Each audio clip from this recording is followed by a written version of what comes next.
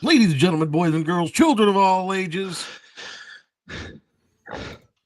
Welcome to a very special Gospel of Comics. Do you want to talk about why this is a very special Gospel of Comics, Church? I don't know why this is very special. Why I mean, is it very special? I mean, you told us why it was very special. Oh no, that's well, we'll deal with that after the show. I don't know that that's still on the thing. Okay. I was having a bad week. Having a bad week. Let's let a man have a bad week. Okay. I mean, no, you're allowed to have a bad week. I think we've all had rough times for various reasons.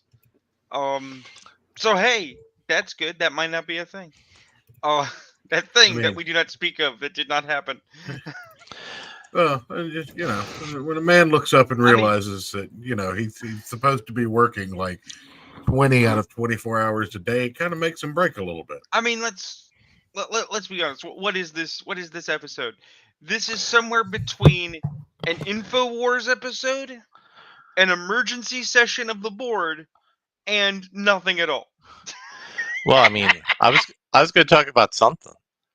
I got stuff to talk about. Well, when I say nothing, I mean it's going to be a regular show. But if we decide to address certain topics, it's probably going to get hot button. So anybody who actually logs in early to come see what we do, you're signing on potentially for a roller coaster ride. This is going to be one of the fun episodes. We possibly have a very special guest, although maybe we don't. I mean, quite frankly, if that guest arrives, he is the specialist guest. I don't know if the guest should feel insulted or not. Well, I mean, look, the only thing more special than this guest is this guest and Rick Piper at the same time. Indeed. That's always a treat. Hey, Brian, welcome for being first.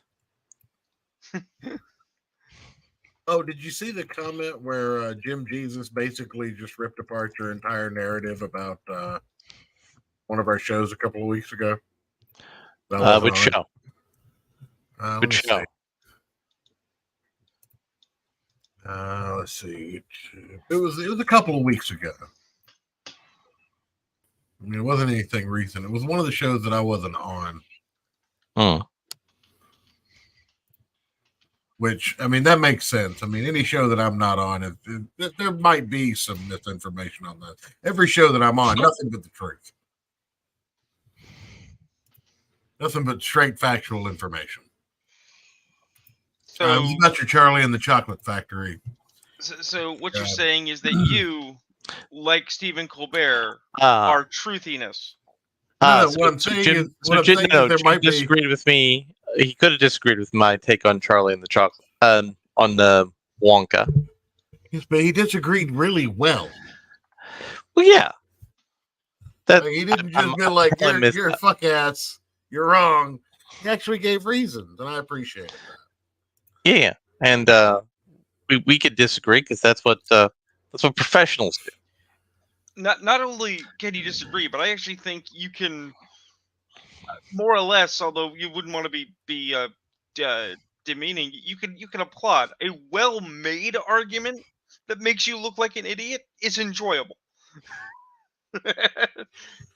So let's start off by talking about this Spider-Man comic that you pointed me towards. Yes, Barry. It's good. What's going on? What's going on in the Spider-Verse right now that people might have an opportunity to be excited for? Well, first of all, this isn't in the Spider-Verse. This is in the Hickman-verse. Well, no. I mean, anything happening with the Spider-Man from this point on, it's going to be in the Spider-Verse. So, a hard time. So Jonathan Hickman has restarted the Ultimates Universe line because, well, it's an intellectual property, right? You got to restart your intellectual properties every so many years, or else you can't make any money off of them. So, well, I mean, what if you weren't making any money off of them to begin with? Well, there are things from the Ultimates that make money. They do repackages. There were things. There haven't been things since 2015. Right, but like every 5 to 10 years or so, they throw something out there, see if the people will pay for it. Also, real quick, Brian, I have to ask you a question.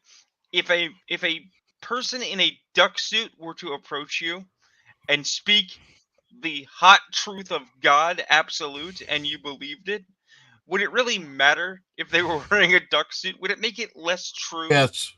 Yes. It would make it less true. I do not believe so. Okay to be wrong. No, like if Donald Duck comes to me and is like 9/11 was an inside job, I might think that's a lie, right? But Not a lie.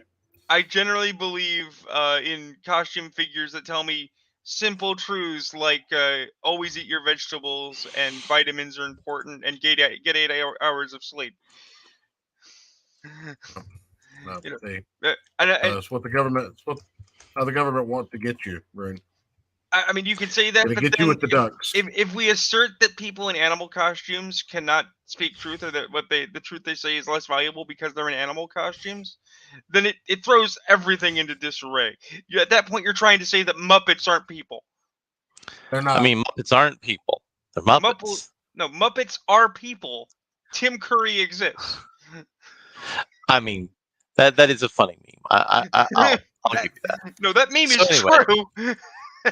So anyway, back to the story. Yeah, sorry. So Jonathan Hickman is dusted off the Ultimates universe, and there's an Ultimates meta plot. You know, evil Reed Richards from the Ultimates universe decided to remake his own Ultimates universe again, but this time with blackjack and hookers. Right. As you do. Right. I mean, that's what I did. And he's redesigned the world. There, secret evil conspiracies. Illuminati manipulating the world. That sort of thing. Correct. And there's a band of heroes. You might have heard their name before, called the Avengers, who are trying to put a stop to that. Now, you needed to know this context to understand the rest of the context. As part of the Maker's scheme, he's manipulated the lives of all of the superheroes. So our boy Peter Parker is a man in his 40s with a smoking hot wife, 2 kids. He works as a journalist of some sort at the Daily Planet. They don't really go into a good amount of detail when they show it in the comic, but he works at the Daily Planet. And these are things that you would expect in a Spider-Man comic, right? Mm-hmm.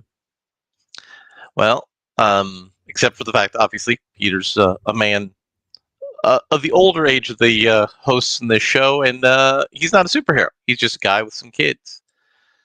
But then there are some things that are different. One of those is the aforementioned plot events with superheroes have led to a bunch of people in New York dying in a superhuman terroristic type event. One of those people being Aunt May, which has affected Peter's life as you would expect it to. But I'm going to give a spoiler out right now. You know who wasn't dead and, as of the first issue, still isn't dead?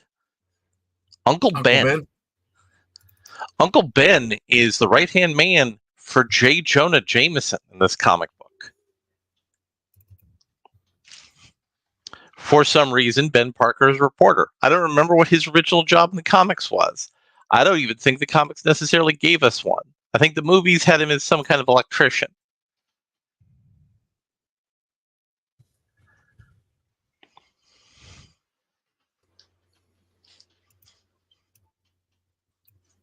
Are you waiting on me to tell you? Yeah. Okay. So according to the almighty Google and Quora, Uncle Ben has had a number of professions over the course of his existence and his many deaths, ranging from carnival barker as a young man, military man, veteran, and retired electrician. Which was featured in the movies. Right, but that was actually written into the comic books after it was featured in the original movies. And then Peter Parker is... there's a change to the Bugle. There's new ownership. A man you might have heard of, a rich, wealthy New Yorker by the name of Wilson Fisk, decides he's buying the Bugle. And he He has... was also involved in the textile industry with his brother Richard Parker. Yes. So, Dick Parker. yeah. So Wilson Fisk. Wilson Fisk buys the Bugle. I mean, he parked it there for at least 9 months, and then that's how we got Peter. Mm. Who's more of a little dick. So Wilson Fisk buys the Bugle, and Jonah tells him to go F himself. He's not going to run the Bugle the way that Fisk tells him You to. know when the last time that Wilson Fisk owned a newspaper was? When was that? That was in the Amalgam storyline where Wilson Fisk actually bought up the Daily Planet. So this has good, deep comic book roots, is what you're saying, Church. Yes. Ben Parker was offered the job next after Jonah leaves, and Ben walks out with Jonah, as a man does if a man does certain things. Then it goes to Robbie, and Robbie says, I'm 2 years to my pension, and I think it'd be a good idea if I finish out my pension. And Robbie is at the bar with Jonah.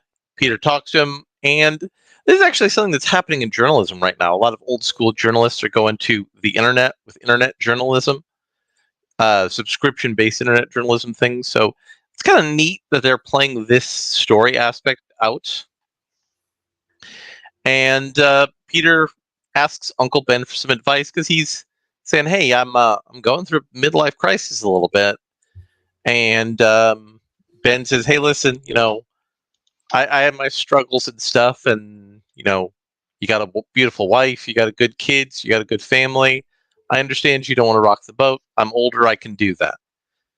And then he has a conversation with Mary Jane about his midlife crisis, and Mary Jane, because she's an amazing wife, says, "Is this going to change anything between us?" Well, no. Then do whatever you need to do, Tiger. And I had a couple of comments about this thing, but I do want to throw this out there real quick. This actually puts an interesting context on something that I think people do not understand about Spider-Man, but Sam Raimi did, and actually mentioned in his movies, and people just blazed over it because they tend to do that. Peter Parker's story in mainline continuity is a tragedy. If Ben Parker had lived, Peter Parker would be a very different, possibly happier person. And he is in this comic book, minus the fact he got killed in a bit of superhero tragedy. Right, but the thing is like, it's not that Aunt May is bad, but she's a different kind of advisor. Yes. Right? And Peter Parker has always been like essentially half a person because of the people that are not in his life, more than the people that are in it. We kind of get glib about movies and superhero origins, and how many times can we see Uncle Ben die, right? But that's not being glib. That's being realistic. Is the fact that it kind of lost its meaningfulness. Right, but the thing is that I think the argument could be made, and this is an example of it in action, that it's not just the differences in medium, because comics being a different medium can explore different things, but movies tend to be very superficial. They're like, we're gonna kill the guy because the plot says kill the guy, so the guy dies, so that's that. And it's like, no, you actually want to get deep. You want to get into the meat of, holy shit, this guy is dead. He's not just unalive, which is a term I hate, but it's in my repository. Fuck you, YouTube. He has been removed from other people's lives. He is a gaping hole. But in most movies, it's just, and we cry. It's like, no. His morality, his ethics, his wisdom, his guidance, all of that shit is gone. More is gone than just his physical presence. And that lack has made Spidey what he is in mainline. So this is actually really good, even if I'm not a Hickman fan, because this is saying if Ben Parker had been there, Peter Parker and MJ would work better because they'd have somebody to talk to. And Peter, of course, says, I'm an okay husband, but MJ says I'm great. I think I'm doing okay as a dad, but MJ tells me I'm doing fine. It's all good, solid stuff. But we then get a flashback. What caused Peter to have this midlife crisis? He got a magic box from the Iron Lad of this universe, who I believe is either the Doctor Doom in this setting. I'd have to double check that. Who says, "Listen, 20 years ago, somebody changed your life, changed everybody's life, took something away from you. You were supposed to be something more. You're supposed to be able to do something more. So I'm giving you the choice." And so Peter, after getting the advice he needed from Uncle Ben and from Mary Jane, pushes open the box, gets the little glass beaker tube, and in it is the spider. There's also a costume in the box, and it ends with a sort of dark, shadowy looking Spider-Man. Almost kind of like a Batman Beyond sort of imagining of the Spider-Man look. That is your intro to Ultimate Spider-Man #1. You see Peter Parker being a good dad, being a normal grown-up person. It's great. It's a great all-around solid comic book. The art is excellent by, let me pull this up here. Can I just say something that just kind of countersets a lot of the narratives that were built around One More Day? Sure. Okay. So when you look at this setup, the first thing that really comes to mind is now you get the opportunity for stories you didn't really have back when Peter was a single, rich Tony Stark wannabe. Now you get to see how a dad Spider-Man might work. And that's not really something that's been explored to the fullest, especially not an ongoing series style.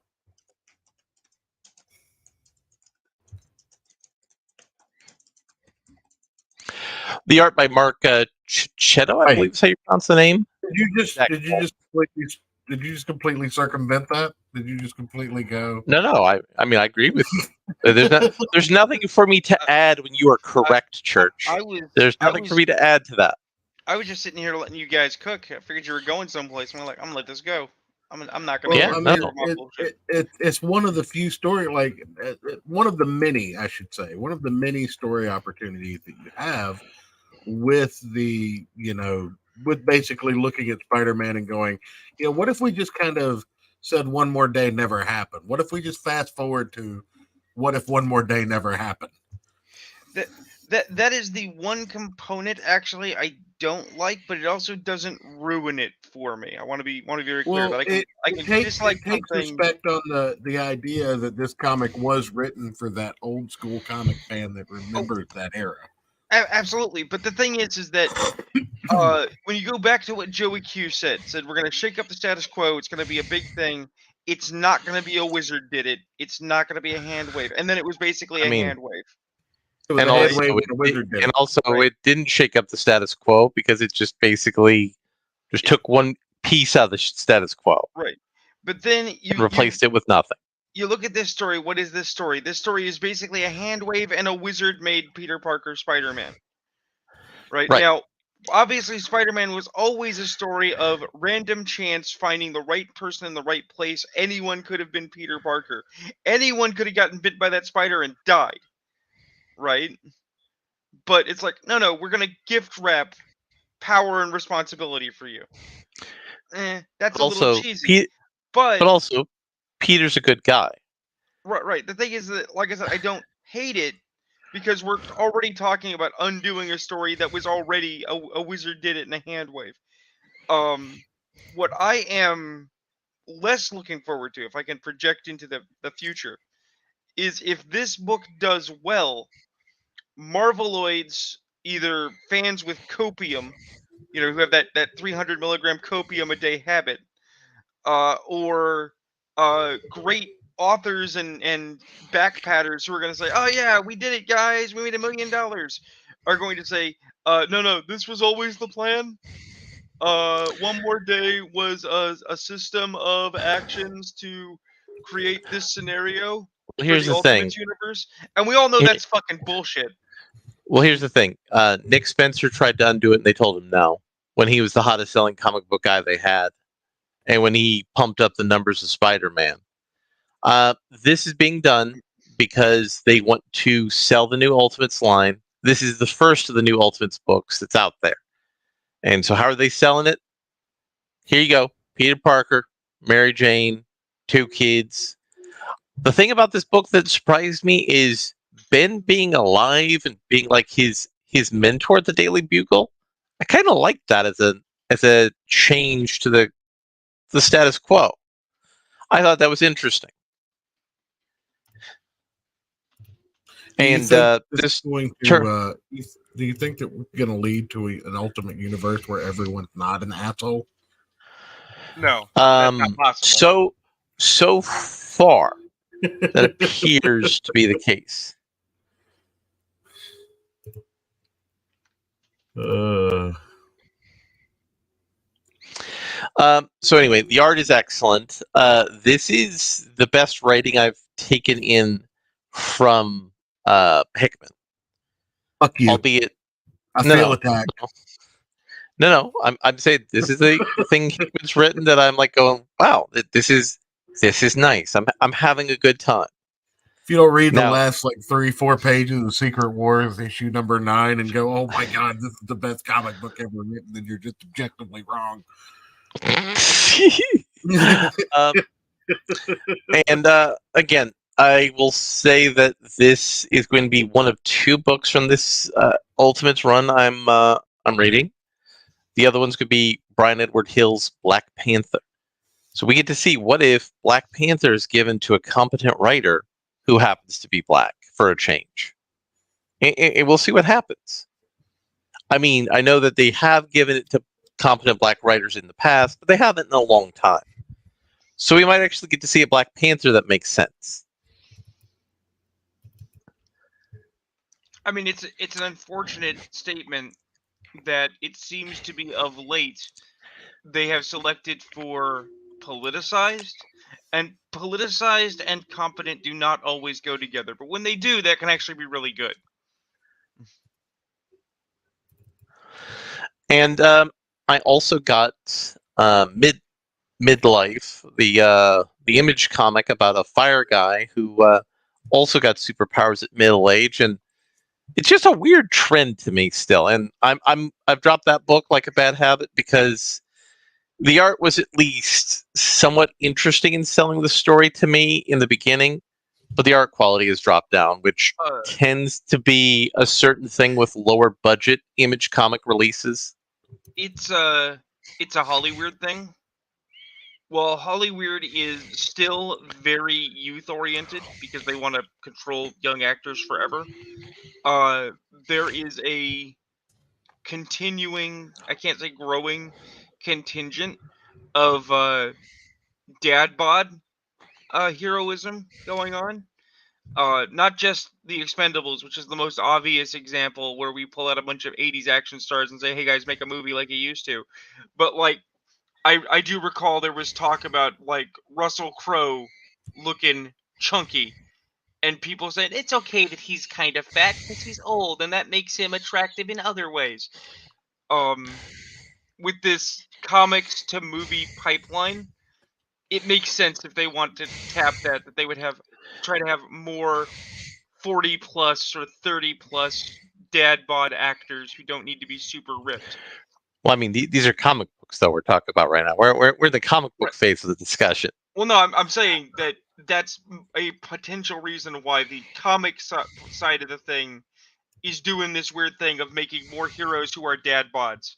Is because then it will be easier to convert that potential property into a Hollywood property.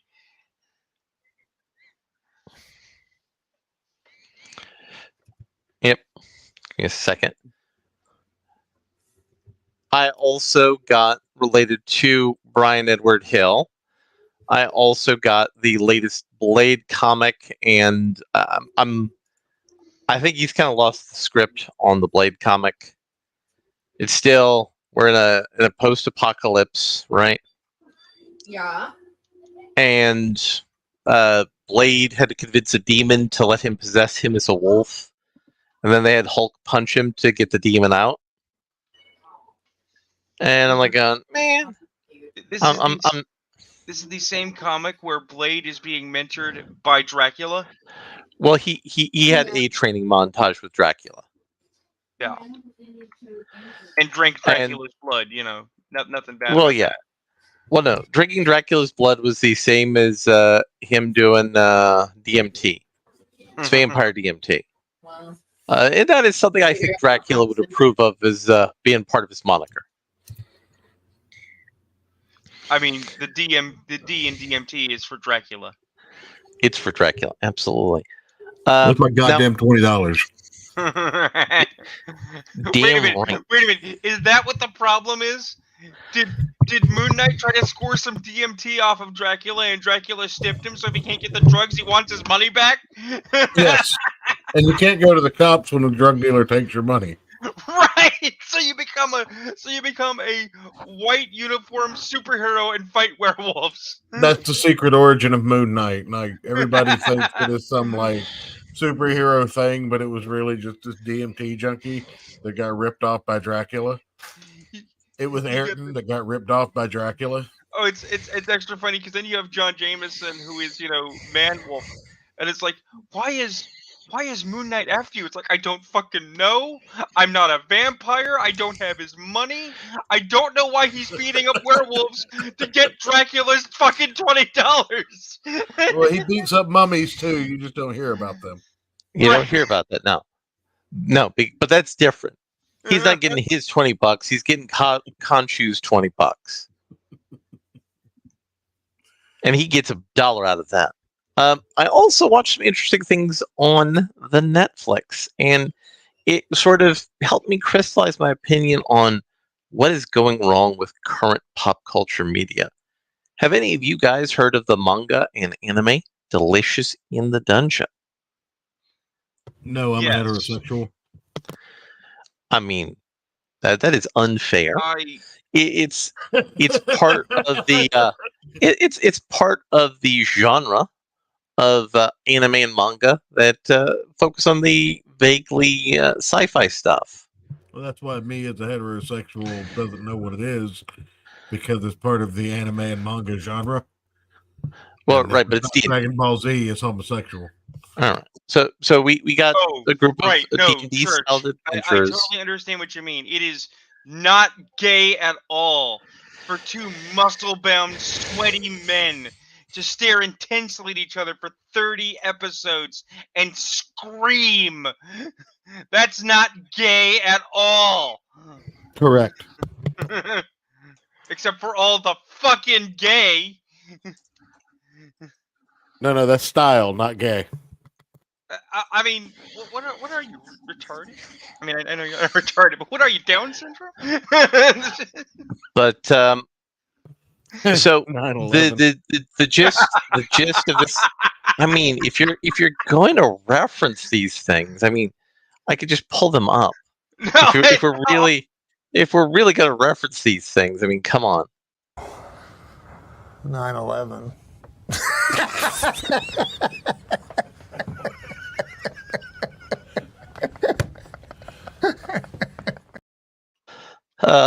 Classic. Look. We need to.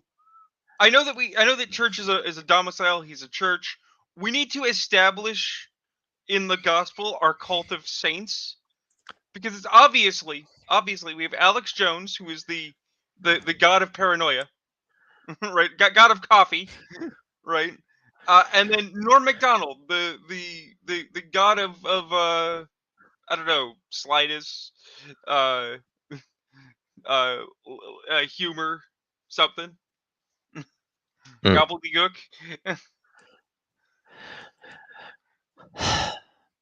So the Saints of gist being of informed.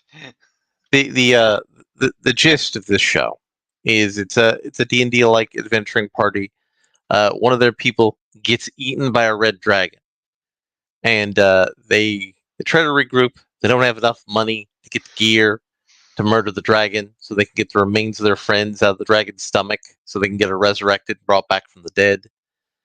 And the paladin, because it's his sister, is deeply concerned and trying to come up with a plan. So the paladin's plan is, we'll eat the monsters in the dungeon. That way we don't have to spend money on food. They eventually pick up a dwarf along the way who is a monster gourmet chef. They begin their quest to defeat the dragon and save his sister. Except for the dwarf who's wanting to kill the dragon and cook it, because a red dragon's pretty delicious, apparently.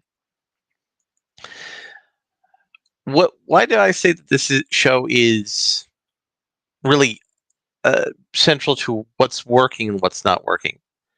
Each of the 4 characters in this adventuring group, we establish in the first episode who they are, why we should care about them, and more importantly, why we should they care about each other, right? Because if they don't care about each other, I'm not going to care about why they're going into this dungeon and fighting monsters, and I am certainly not going to care about them discussing, ew, I don't want to eat a goblin, right? And on the flip side of the coin, I watched Star Trek Prodigy. I'm sorry. Well, I did. I watched the first episode because I'm like going, come on, it can't be that bad. I mean, it's going to be bad, but it can't be that bad. So in the opening sequence, I was given no reason to like the main character, other than the fact, well, I mean, he's trying to get out of being a slave. I mean, that's at least something. Otherwise, he's an a-hole. He doesn't care about anybody else. And the secondary main character, the daughter of the bad guy, I'm not given any reason to care about her, and she doesn't really seem to have any emotions that I can connect to, saying like, yeah, this is a character I should feel about, other than the fact that she doesn't want child slaves. So I mean, that's something, I guess. So I'm beginning to wonder if maybe the central problem with all of the sickness in our pop culture is the inability to make believable and reasonable characters. Yeah, I can see that. What do you think, Church? Or maybe Church is humming in the background. Maybe Church is spinning in a chair going, fuck you, I was right. I'll throw in my 2 cents then.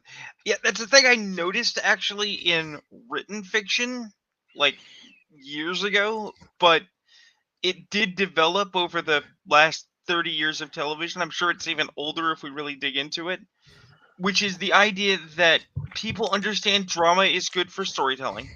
Like, drama's okay, right? But they think that drama means a lack of happiness, that people cannot support each other. I'll even go back, I'm going to say 2 years now, because I was really mad. This would have been either when I first came to join you guys or before, because I was seethingly pissed. Okay? So, if you guys recall the show Gotham, right? They had young not Commissioner Gordon being brand new to Gotham, having just got shuffled out from his previous city because he called bad on a cop. He went to IA and lost big. So they send him to fucking Gotham, which is a hole, right? And he's struggling because the cops are dirty and he knows it, and he's got to decide, do I go with the flow for the good of my family, or do I do I do what is right because I am a moral and ethical person? What do you right? think Dom Toretto would have told him to do? Well, it's about family. Well, see, and that's what makes it so powerful. Right, but here's the thing: they don't get that. They don't go that direction. He's literally sitting on the front step of his apartment. In the inside they got like a little area where you step in, and then there's a step, and then you're in the living room, and he's got his head in his hands, and the wife is like, well what's wrong, Jim? What's going on? And he tells her the thing. He's like, I know they're dirty. but I don't know what to do because I know if I try to do something, it could be dangerous for us. It could be dangerous for me. It could be dangerous for the life we want to build here. And she gets angry. She immediately gets upset, walks over to a phone, picks it up, drops an anonymous dime on what Jim just told her, and then slams the phone down and says, "That's what you do," and basically castigates him for 5 fucking minutes solid, right? But wait a minute. The only person who knew what Jim knows is Jim's partner, the dirty cop, and they were in a room with a crime lord that day. She just killed Jim Gordon. She just got herself killed. Right? But she is right because she is the moral exemplar because she has the magic vagina, says television. Right? Why could she not support her husband? Why could they not talk about it like intelligent human beings and go, I understand your problem, but you're a good man. You got to do the right thing, and we'll work this together. I'll fight with you. I'm not afraid of the Black Bag Brigade because I know my husband is Jim fucking Gordon, right? Why can't we have that?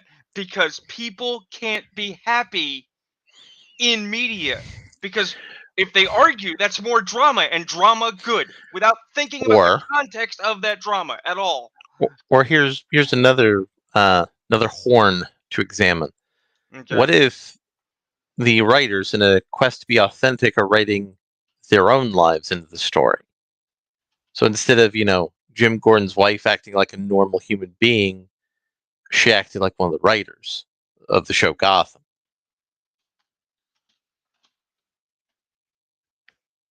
I mean, that would be unwise. What was that, Rune? I said that would be unwise. I did some writing last night for purposes I'd care not to describe. And it was surprisingly personal as I went through it. I had some emotions. It was a Rick and Morty fanfic. No, it was not. You wish. But as I was writing it, I still wrote it. It was still a character narrative about a character. You can tap the veins of your own experiences, but you should not write your own experiences. You want to say that Hemingway was always writing about Hemingway and Hemingway's experiences in the war? Fine. But you know what? He did it with a style and grace that made it so that he was not writing about him. He was writing about characters that could have been his experiences or would have been idiosyncratic of his thoughts. He was also writing while naked, standing up on a typewriter with mutated cats crawling around his legs. Hey, look, you can do whatever you want. They're their own species. They're their own species. Church. They're all polydactyl freaks. I love those fucking things. I mean, yeah, they're adorable. They have like 85 toes. It's great. And in addition to those shows that I mentioned, I also watched a show called The Brother's Son. So what's The Brother's Son about? Well, it's about a Chinese crime lord and his son. And the Chinese crime lord's son, the only thing we have about him as a character trait, other than the fact that he's a crime guy, he likes cooking shows. He's liking to learn how to cook from cooking shows. And his brother, the secondary main character, he's stealing money from his college fund to go to improv comedy classes. And he's got a friend who's a weed dealer who's offering him a side gig to help him pay his college tuition. This is also an example of the problem. I hope, is the show good? Is there a positive here? No. My point is that the characterization bleeds into every other aspect of the storytelling, the world building, the setting. People just do things that don't make sense. Well, see, Larry and I, hi Larry, have a friend we're going to call Warden because that is their character name. And Warden is a sweet kid. They are very, very nice. They are also racked with personal anxiety, which makes it difficult for them to interact. So they're constantly looking for like coping mechanisms, and we've been helping them with that.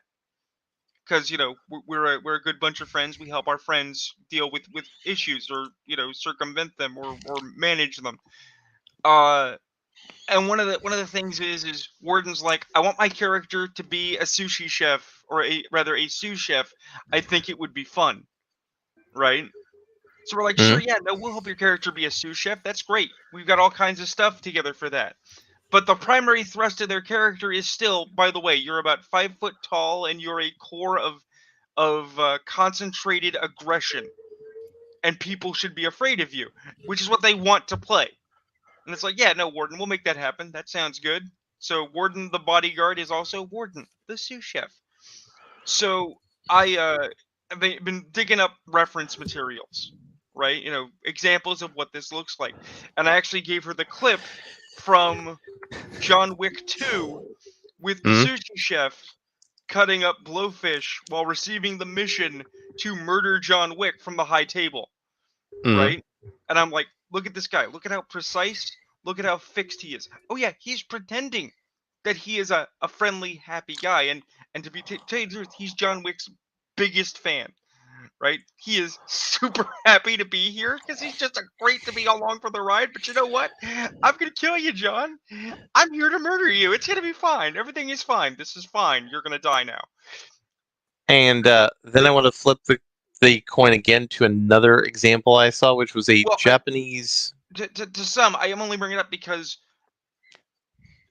hobbies and side jobs and those sorts of things are supposed to create contrast or depth to a character. They're not your primary focus. If your primary focus is I'm a crime guy and I do a crime, focus on fucking crime. And ironically, it's the flip side. There's a Japanese movie called Miss Shampoo. What's the inciting incident in the movie? There's a crime guy. He's shot up. He sneaks into a salon, and the junior, the trainee beautician hides him from other crime guys. And the whole plot of the movie is about how she becomes a fixture of the culture of the criminal underworld as this Yakuza is trying to earn her, respect, her emotional validation, because this woman saved his life, and he doesn't really know how to deal with a woman saving his life and not demanding something from him in return. She just just wants to cut people's hair. So again, these are things that we will call while they're asleep. Human behaviors. What was that? Does she do it while they're asleep? No. Oh, it's more fun if you do it while they're asleep and they don't know it's happening. Cutting people's hair. I mean, that's not how you do it. You get paid. Oh, it's not about getting paid. It's about the rush. Get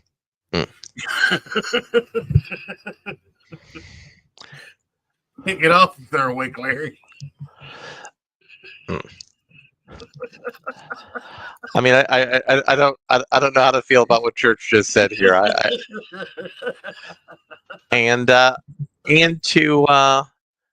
put a bow on my reviews for the week, I attempted to rewatch an old show that I remembered fondly from the 80s.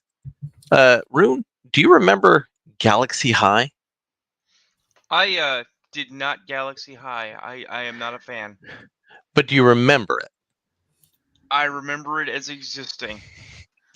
So this was a cartoon show done by Chris Columbus.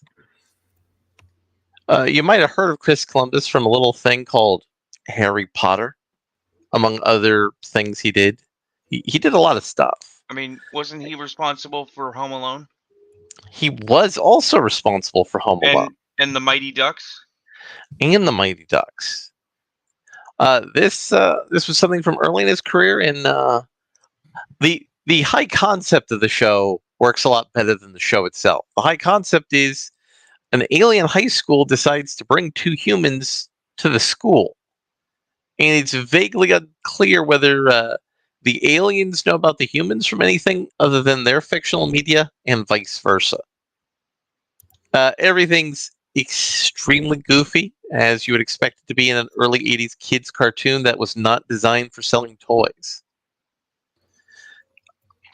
And the secondary conceptual premise is the two kids were picked were the nerd and the jock.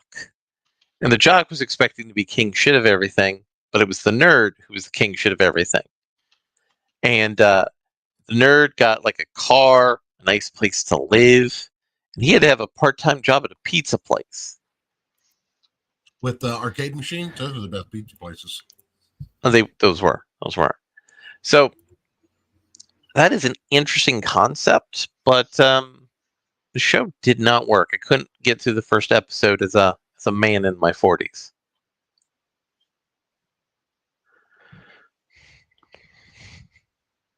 So, while everything you just described made me sad inside, it didn't make me sad inside. I made it to book 4 of Dungeon Crawler Carl series. The Butcher's Masquerade. There's dinosaur fucking in this volume. Pretty good. There's a rock monster who's pretty excited to be sacrificed as a martyr to blow up a bunch of people.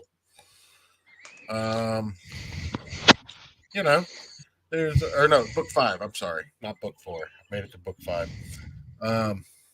Our titular character is absolutely insane and now worships a fire deity or a sun deity. He also has a quest to kill another god. I've found that this writer in this genre has the ability to create suspense in an environment where there shouldn't be any. Because, one thing that I thought this genre and this series was going to have a problem with when I started it was that how are you going to create suspense for a character who makes it to the next book? But the way these stories are written and the way they develop the side characters and the plots and even the NPCs to a certain degree, you find yourself giving a shit about characters that aren't the main character and wanting to know what happens and hoping those people don't die as well. And they're all expendable Game of fucking Thrones style because this is still a dungeon crawler RPG.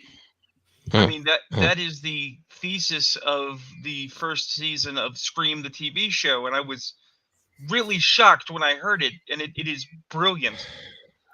Are you familiar? With what, the TV show? Scream, the TV show, was on MTV. The first 2 seasons were pretty good. The third one was goddamn garbage. Oh yeah, no, it went right downhill. But at the end of the first episode of the first season, the guy with the little hobo radio program on the internet, kind of like this one, describes how in a slasher movie, everyone's gonna die, right? And there are people that are stock characters that you don't care about because they're stock. They're going to die and you don't give a shit. But the characters you do give a shit about, if you ask, well, why are they doing things like ignoring the fact there's a killer on the street, right? The answer is because everyone is basically living in denial, so they're focusing on the mundane to give normalcy to the situation, and that it is the attempt by the storytellers to make you do that too. They want you to care about, well, there's a killer on the street, but am I going to make it to prom? There's a killer on the street, but oh man, finals are coming up. And that means that when they do die and all of those opportunities, that future is just cut short, it will have an emotional impact for you. It'll hurt, in their own words. And it's great because I had never thought about that. I had grown up watching slasher flicks, and the idea that these were expendable people, when I suddenly have to be like, oh wow, what if those people were real people? I was like, am I the asshole? Am I a psycho? You're describing it, same thing here, where it's like, we know it's a cartoon because everything you've just said makes me sad. I'm not super into, hey, it'd be great in this book, dino fucking. It's like, oh Jesus. But it was great in the book though. Yeah, but at the same time, when you're like, no, I want you to care about these secondary characters that are adjacent the cartoon character, I'm like, no, that is gold. That is what you want. You want people not just to care about, Thunderstab McFuckface. You also want them to care about Timmy, the sidekick. Because Well, you know it's, Timmy's gonna die, but you really hope not. You hope it's that actually this Thunderstick old broad McFuckface from can win. no, it's actually this old broad from a nursing home Right, who has become an Ice Maiden badass. right. But you still want them to win, even though you suspect they're gonna die. You want Oh yeah, them they're to pull it definitely out gonna die. somehow. You want them to somehow pull it out of the fire and prove how badass they are. But no, I got to, as long as I'm enjoying it, I'm gonna keep giving shout outs to the Dungeon Crawler Carl series. It it's not gonna be everybody's cup of tea. It's very vulgar. It's very much my personality.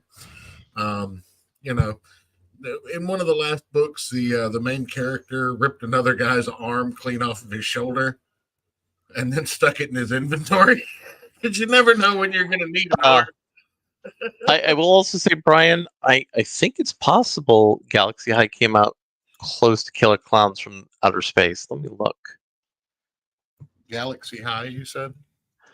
Galaxy High. Came out in 1986. And Killer Clowns. 88. Killer Clowns came out 2 years later. Yep. Well, that's interesting. That is interesting. So, there's been some hot Twitter action that's been going on, and we're not going to get. And I can't see any of it. Right. Well, I'm gonna bring you into some different hot Twitter action in just a moment. I want to hear about the other stuff too. Don't fucking blue ball me on that. Which stuff? The Ethan Van Sciver stuff that I can't see. Oh yeah, we're gonna get you that. We're gonna take care of you, baby. Don't worry. I'll send out a poke now and see if we get fish.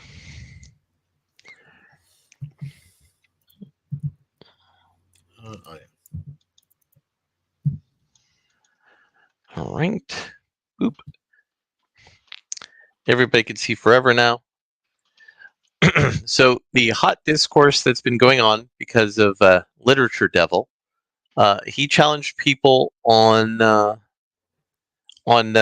Rorschach from Watchmen, and I'm gonna read the text here of somebody summing up the argument. Once upon a time, there was a stupid, stinky guy named Truth Exists Man who thought he was a hero. But Truth Exists Man was actually a psycho and never got a girlfriend. Then Situational Ethics Man killed 1 million people. He actually killed more than that by dropping a plastic alien on New York because he was smart and understood it was needed to be done to stop an atomic war. But Stinky Truth Exists Man actually thought killing millions of innocent people was bad, according to his stinky belief that you should not kill 1 million innocent people. Fortunately, Super Smart Nihilism Man killed Truth Exists Man, so the day was saved. If you think Truth Exists Man is a hero, you are dumb and stinky and not sophisticated enough to interpret my story. This is an aggressive response to people trying to defend Treebeard's vision.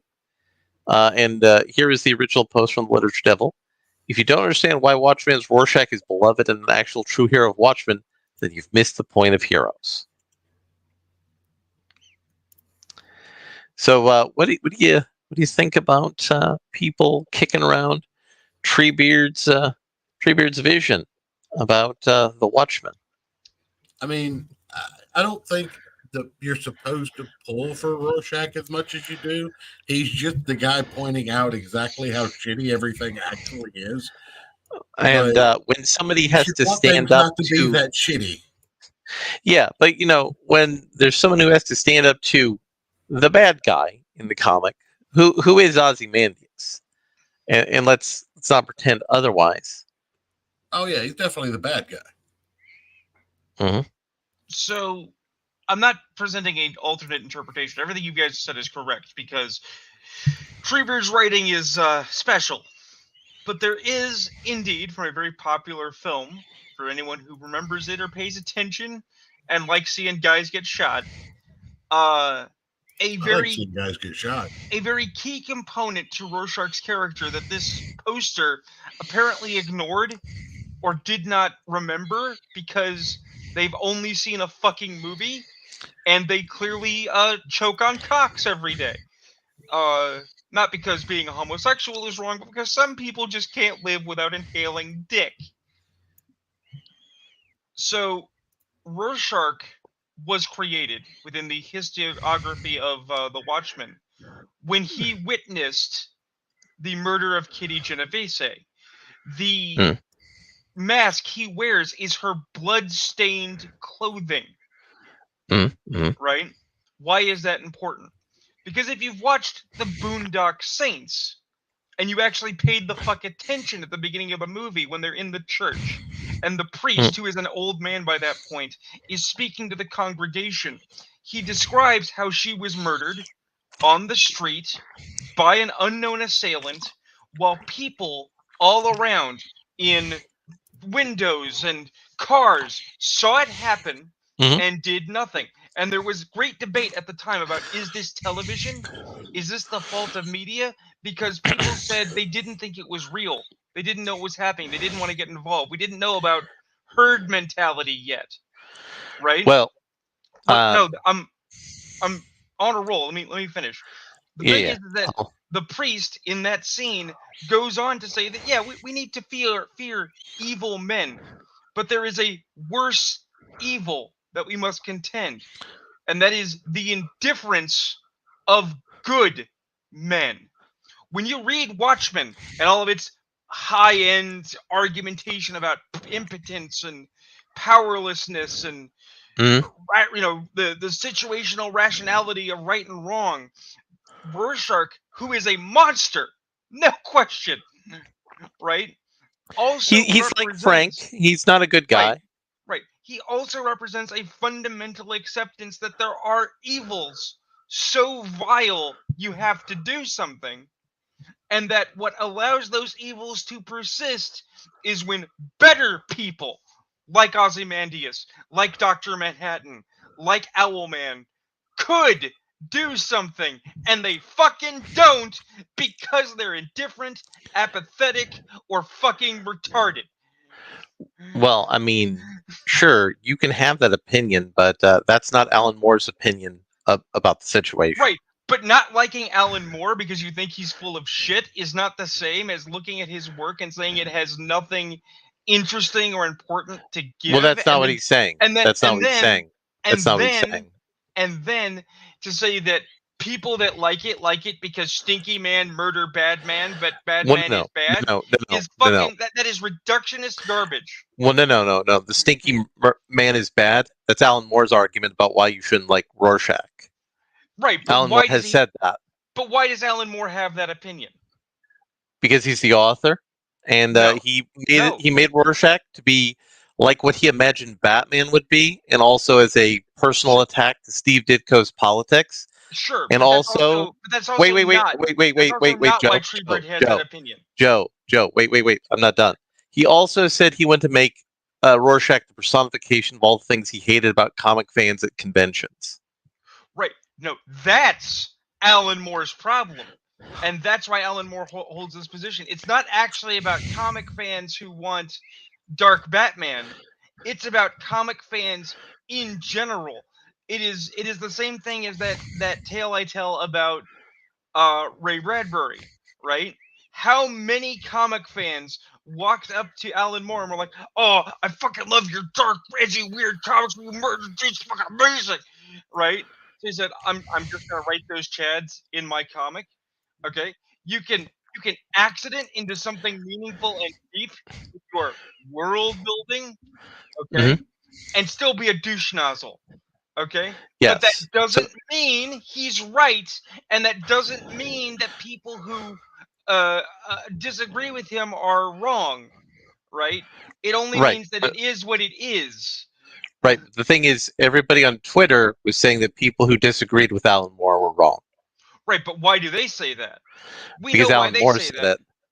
Right, they say it because they want to be on the right side of history. They want to be on the winning team. They want to be on the in crowd, and the in crowd thinks Alan Moore is fucking bee's knees. When the fact of the matter is that us here, we can look at it and go, "Yeah, I read Well, Watchmen." Alan I Moore is what again, Joe? The bee's Alan, knees. yeah, That was what Joe Very, said. The bee's knees. very good. right. Very good. Continue. The thing is that we are adults and we can say, yeah, I read Watchmen. And when you say, well, what do you think of it? It's like, it's a very important book, but I think Treebeard's got shit politics. I think it's kind of a poor story, but it's well told. No one has ever said in this group, I think, that Watchmen is a poorly made book. It is not poorly made. Right? Right? And it's like, well, why do you like Rorschach? Because Rorschach's an engaging character. He's a well-made image of something. And if you use only what's in the book, it doesn't actually reflect Alan Moore's supposed claims of his politics anyway. Mhm. Right? Because Just Alan like- Moore wrote Rorschach as the only person who stood up to the evils of the world, but he wasn't comfortable with the fact that Rorschach was the only character who stood up to the evils of the world. Well, because And also- here's another interpretation worthy of note because it's related.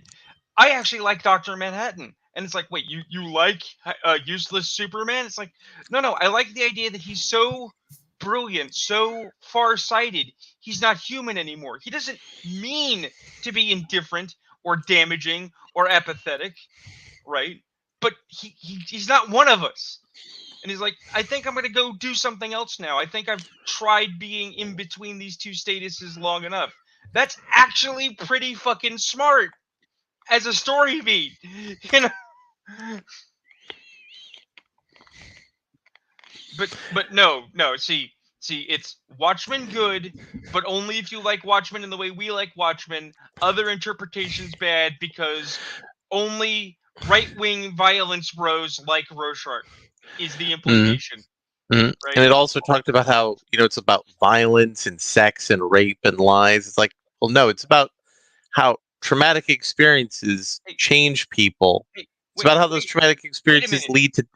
Wait a minute. I want to be clear here, just because I'm stupid. I'm a little retarded. So Rorschach's violence is about sex and stuff because as I seem to recall in Watchmen, the comedian was a rapist.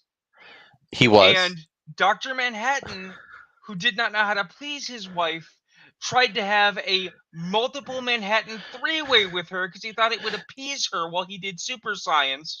She actually wasn't his wife at the time. And then a major plot point is that the Owlman analog hooks up with Dr. Manhattan's younger wife / niece because ew, right? And regains his masculinity by banging her. Yes. Hell yeah. So wait a minute. Is Rorschach the sexy problem? Or are you saying Watchmen the book's the sexy problem? Which is it? So hold up. So the sex and the violence and the awful people were saying, well, that's the point. It's like, well, no. The point is the trauma and stuff leads to all these bad things. It leads to lies, politics, propaganda, and advertisement. And who do we end the book with? We end the book with Silk Spectre and Night Owl, who've made it through their trauma, and they've come to terms with the lives they've lived, their legacy, their family legacy as superheroes, and then they go back and get on the stick and do heroism because that's the right thing to do. And all of these people don't understand that they've been reading the book wrong all of these years. See, here's the thing. Having just had this rant about those dumb fucks, I wouldn't actually say they've been reading the book wrong. I would say that the real problem is they haven't read the book. Over in gaming, we're always talking about read the fucking manual because this is a real problem with people who own Dungeon Master's guides and they're like, oh, I don't need to read this. These are optional. I just know how to run the game. It's like, no, you gotta read the fucking book. And they're like, why are there no minion rules in D&D? It's like, there are. Read the fucking book. if you have a perspective about something like Watchmen, where you believe that it's just sex and violence and base, even if I think that's fucking retarded, and I think that you know suck so much cock that it you know has become integral to your circulatory system, you're entitled to that opinion. Maybe you see something I don't. Maybe you're not wrong, because you know I'm not a big Alan Moore fan, so we can at least agree. Yeah, we're not Alan Moore fans. Let's go with that. I think the problem is a combination of people who need you to agree with them so that they feel validated, right? It's not enough to just disagree about the same property. You have to now change your opinion to agree with their opinion, right? But also, they didn't read the book, because what they went off instead was somebody else's opinion of the book, right? The guy who wrote its opinion, though, in fairness. Right, but the thing is that the guy who's wrote an opinion changes. All right? Remember, back in the day, Alan Moore made comics. Then Alan Moore said, you know, I don't like comics. They're kid stuff. So he helped to make them dark and edgy. Now, here he is, very old Treebeard, you know, half petrified and missing his tree wife, because all the tree wives left Middle Earth centuries ago.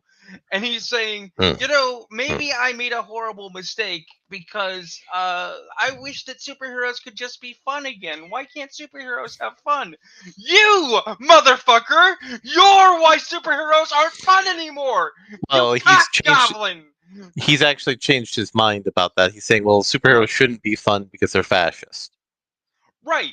Because it's convenient for him now, if he wants to be any kind of relevant, to support his snake cult. What matters is what's in the book. That window of time written by Alan Moore at that point, at that place, at that time, and what does it say? And the fact of the matter is that he says more interesting and intelligent things now than his drugged out, dried up, Ozzy Osbourne wannabe ass says now. Man, I need to say do more business about freaking Watchmen. I fucking hate Watchmen so much, and I watched the movie. I have read the book. I would have it on my shelf. It wouldn't be wasted space, but I fucking hate it. So good. So what do you think about this discourse about the Watchmen Church? I think that Rune is wrong. The Watchmen is the greatest thing that was ever written. Rorschach is supposed to be the good guy. You're supposed to love him. I mean, I want to accept your wisdom, Church, but you also like Hickman's Secret Wars. Somebody kick Rune from the call. I want to hear this fucking commie filth on my program.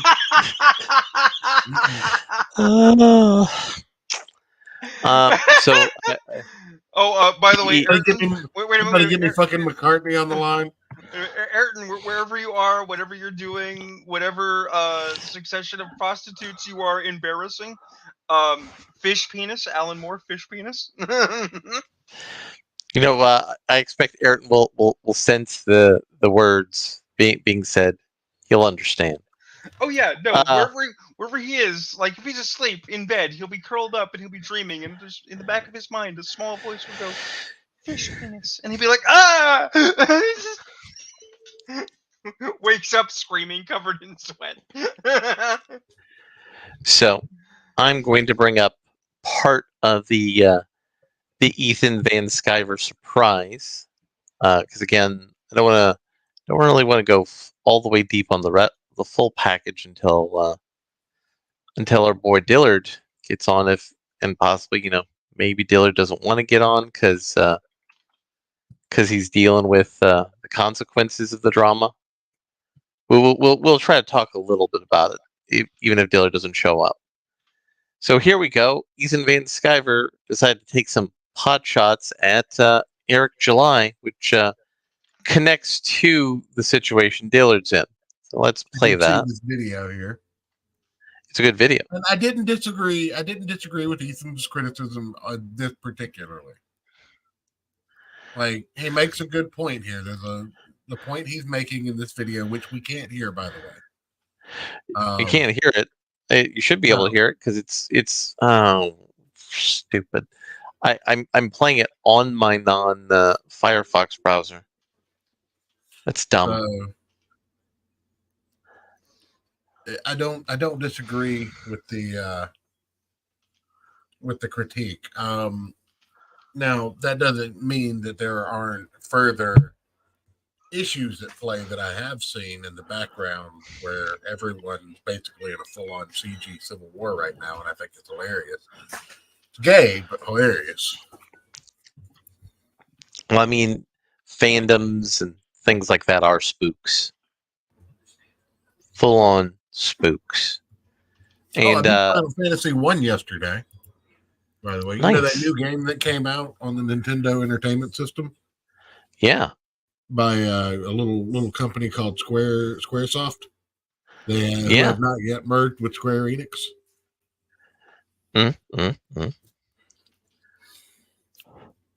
So Final Fantasy 1 beat the Chaos Monster at the end at level 49. And I was a little disappointed that I had so much gold left over after I beat him that I hadn't spent yet.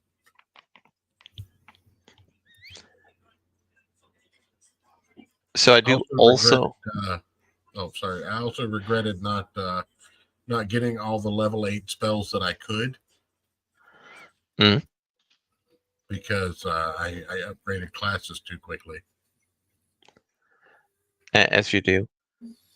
In addition to the Comicsgate Civil War narrative, we have Ethan attacking Eric July, and we have John Malin saying, "Man, this Eric July book, it's not written by Eric July, and it's being handled by people he's hired. It looks really great."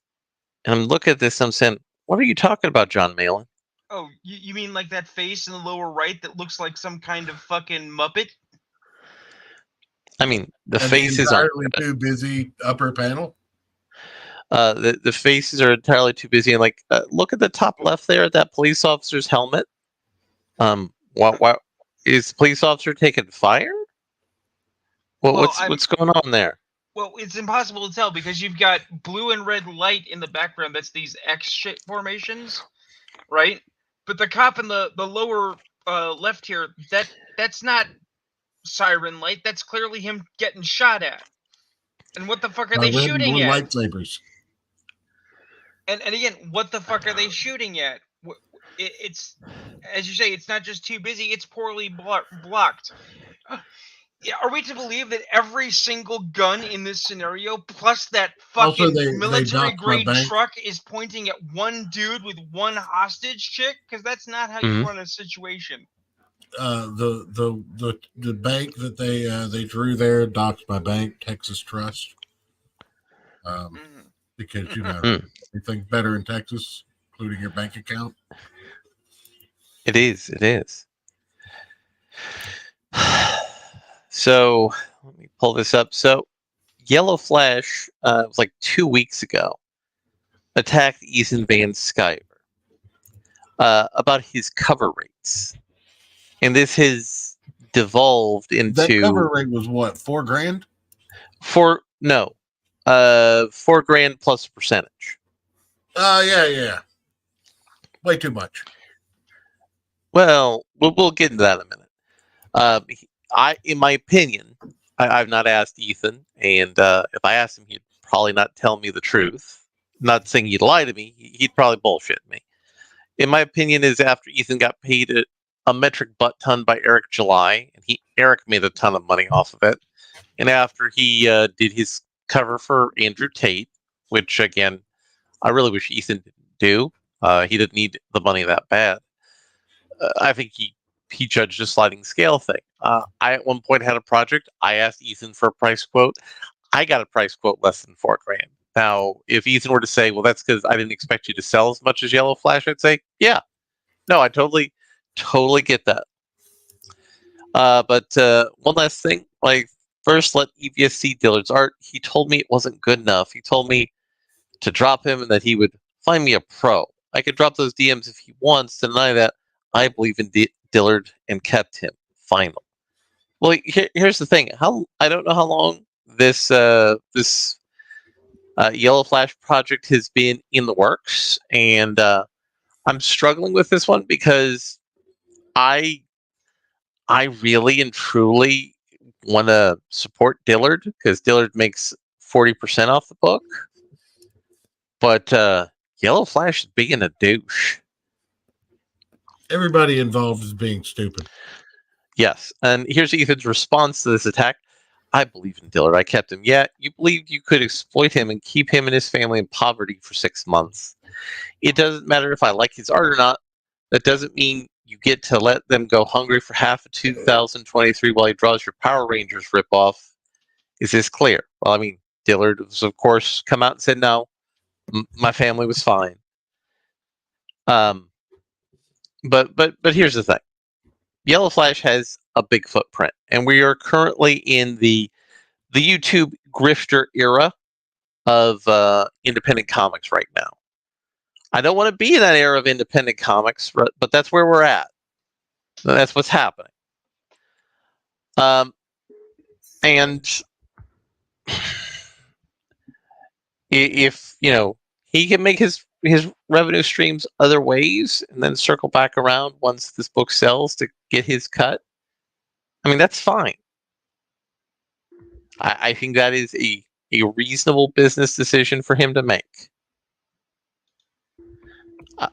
I mean, am I the only one who disagrees with that? No. Now, I don't think that anybody's being mature about any of this, and I don't see what any of it has to do with making money. So to me, I will forever and always maintain that this is gay. I mean, if you create internet slap fights, people are buying more product. I don't know that that's true because I know plenty of people that internet slap fights turn off. Well, this is true to a point. And in professional wrestling, they have an element of that, which is they call it hot shotting. You can do these sort of tricks for a while, but over a long enough time period, those little tricks, those will burn out, and then there's nothing left. You're not making any money. Everything starts, shrinking. Well, I would like to work in comics one day. I really would. I'd like to make a thing, like get my name on a book. But since I am currently not, and having opinions could probably render me unemployable, let's do it. Fuck it. Every so often, questions or criticism will come Eric's way, and he will espouse that people are jealous. I'm going to assert that jealousy is code. Right? What he is actually describing is they don't like the competition. They don't like that he's being successful. Right? So they're looking for reasons to undermine him. The thing is, at the same time, as we have said on this show, there are credible criticisms about Isom. There really are. If we're just looking at the book, it's a book. And actually, Ethan's stream where he was criticizing Isom, Ethan went even deeper. Right. But he went even deeper onto it. But at the same time, I'm gonna make some presumptive assertions without support. Okay? I have no proof of this. These are opinions. Call them conspiracy theories. If we want to channel some Alex Jones memes, feel free. Ethan put himself as the face of CG, whether we like it or not. Okay? But I've always said he's an industry insider. He can always go back one day. Right? Well, he can't. I think he can.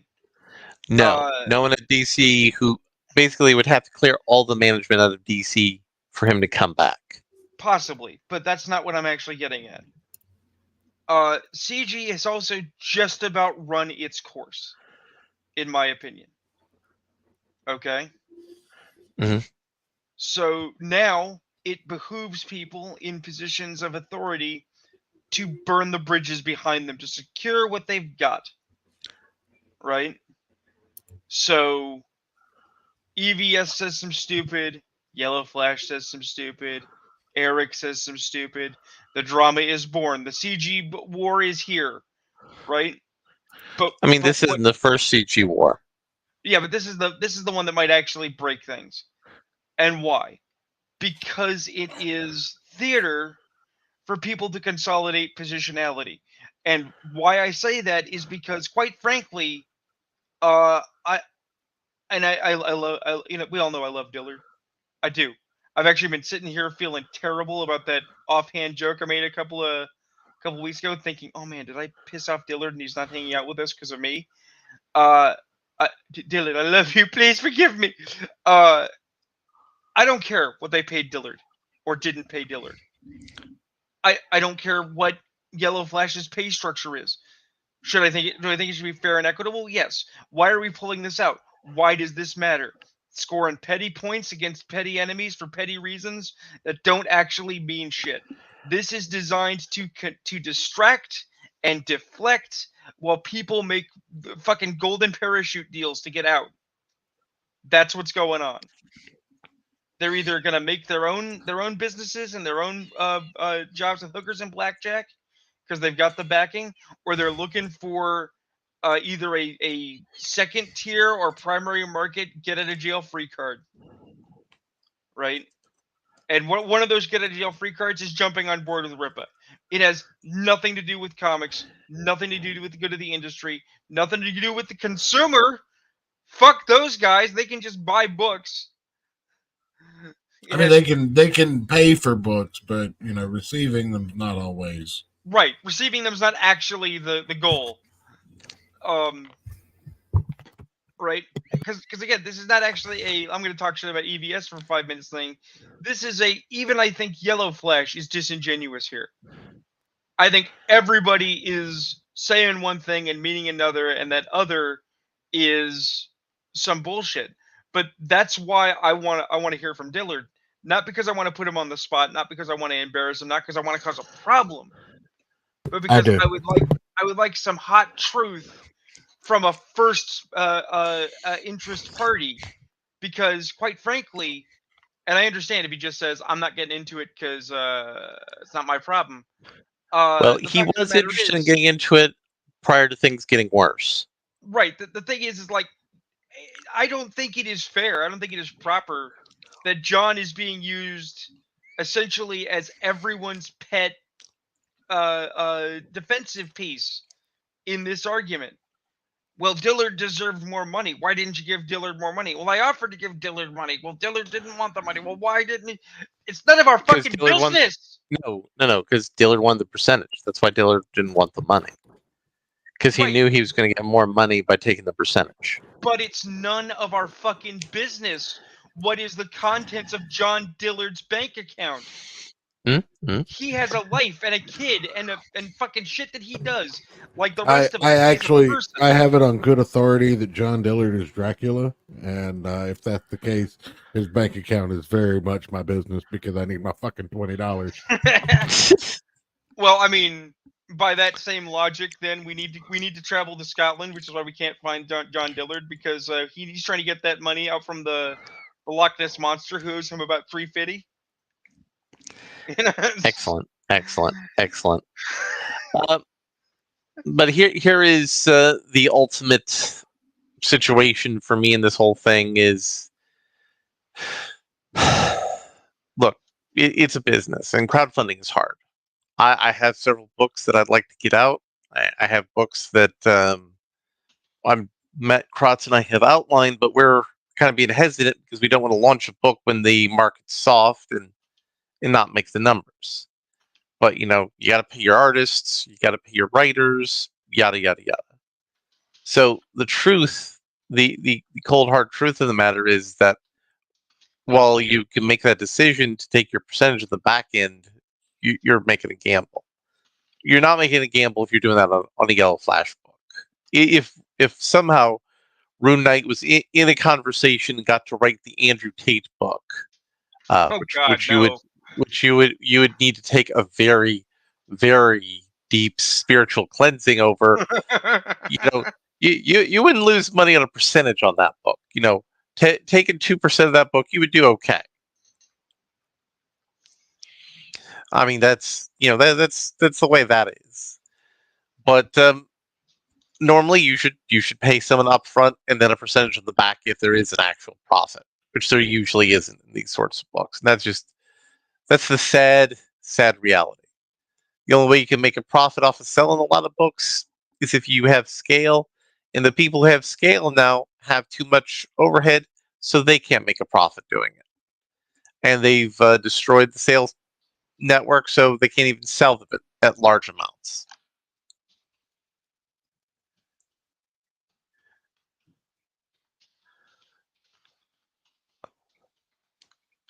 Do we want to do maybe next week a full breakdown of Ethan's takedown of Isom?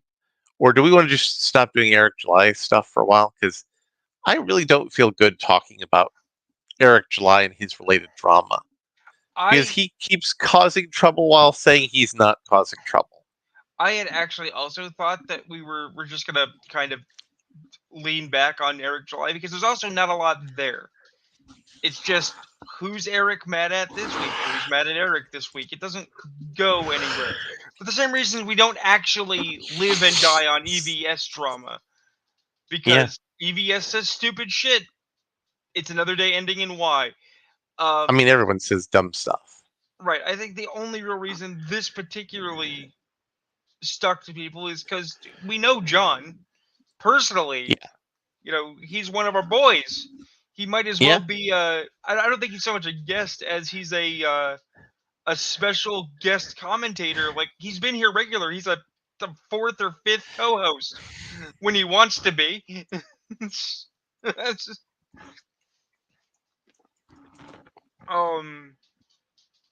Brian's asking what's transpired since the COF show that covered Eric July's stream with Rikita. Well, hold up. I have to say it's a little disingenuous to say that Eric July's drama hasn't led to anything meaningful, especially considering in the last week, you're because of the EVS and Eric July drama, Yellow Flash and that whole crew has been kind of segregated against the EVS and Malin crew. So now we're basically starting to see that late 1998 split between the NWO, where you had the NWO Elite, which was just Hogan, Nash, Bret Hart. No, it was Wolfpack and Black and White, and then later Elite showed up. No, I'm going beyond that, because Wolfpack and Black and White, it was still like a unified faction. That's kind of what we had before this blow up.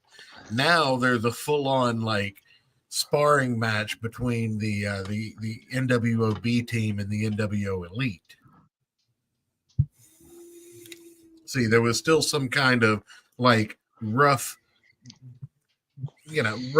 camaraderie between the Wolfpack and the Black and White. But when it became NWO Elite, NWO B team, that's when you really started to see the teams kind of go up against each other and the eventual dissolution of the Black and White. Right after Conan. I know my fucking wrestling lore, goddammit. Don't question that shit. all I can say is that, and this will not earn me friends here, but it's a good point. There's a reason that is not my preferred era of wrestling, and I was not a wrestling fan for a long time, because those kinds of... Oh, you should have been watching WWF at that time, because that's when WWF was getting good with the Attitude Era. I'm saying I didn't like the Attitude Era when I was in it. I've learned to appreciate its existence now, but by and large, that kind of slap fighty beef bullshit, even in fun pretend wrestle land, always struck me as fucking retarded. Let me put it to you like this: at the time when the WWF was using the Undertaker to be a pervert to try and kidnap Stephanie McMahon and all the other divas in the WWF. They were still drawing more numbers in the WCW with their NWO Elite bullshit and fucked up title card picture, where they would, give title fights away on free television. But no, I'm just this whole disillusion of Yellow Flash and his crew It all kind of harkened. See, the original split, I think, actually came when War Campaign split from CG as a whole. Right.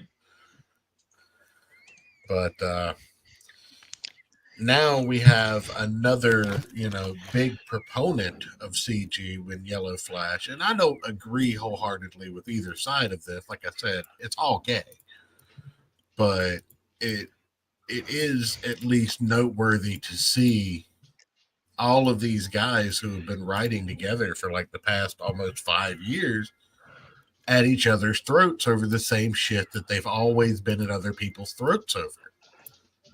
You're seeing the cycle of an internet personality live in real time because it always blows up. It always goes poorly when you get a big enough audience. Let me propose a soundbite worthy line then. Dissolution leads to disillusion. Because that's the thing. I'm still pro indie.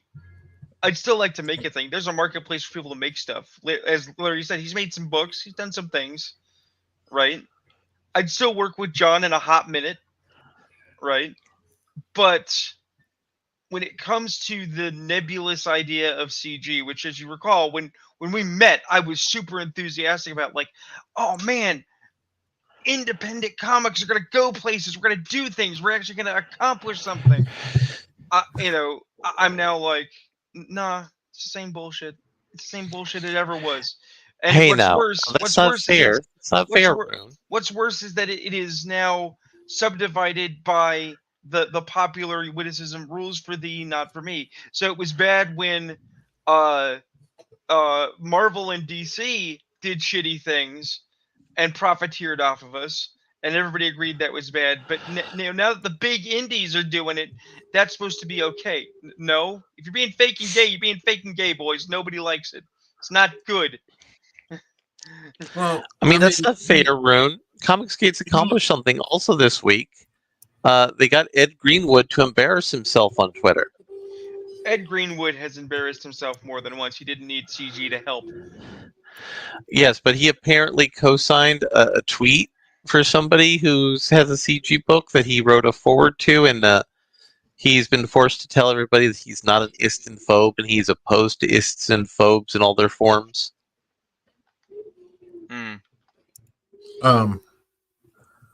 I still and will always maintain that the only winner in any of this have been Peter Simeti, who never got involved in the first place. Man's just cranking out comic books. Which is what it's supposed to be about. Let's be honest.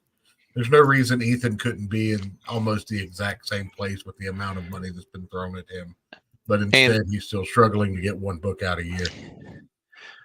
And Eric looks like he's going to be cranking out 4 to 6 books a year, made with trace digital assets, done by pharma people in the third world country, and slapshot writing.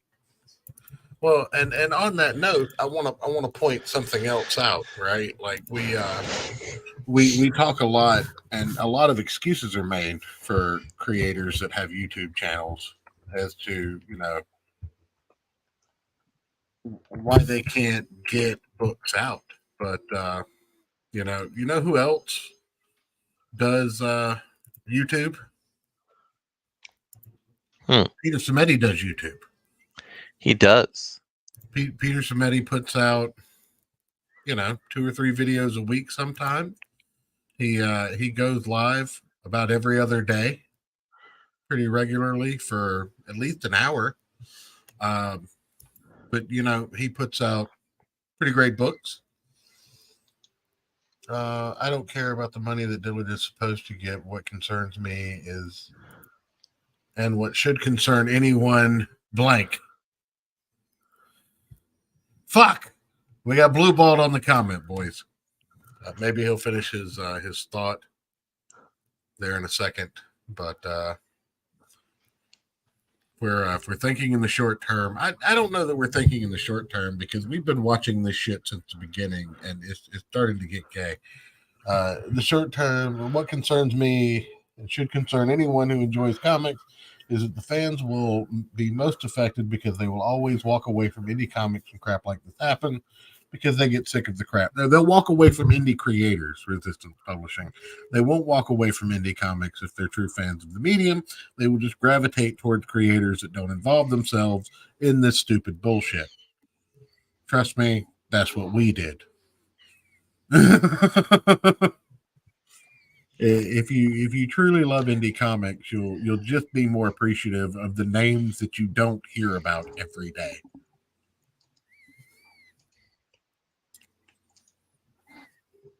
You know, I bring up audiobooks a lot, and I know this is a comic show, but I don't have as much time to sit down and read comics as I do to turn audiobooks on while I'm doing my mind-numbing work. So, you know, there are a couple of series that I've latched onto that I've found because of audiobooks. And you know what? One of the great things about authors of regular fiction is there isn't some stupid little club that they all wanted to be a part of that now they're all fighting each other in.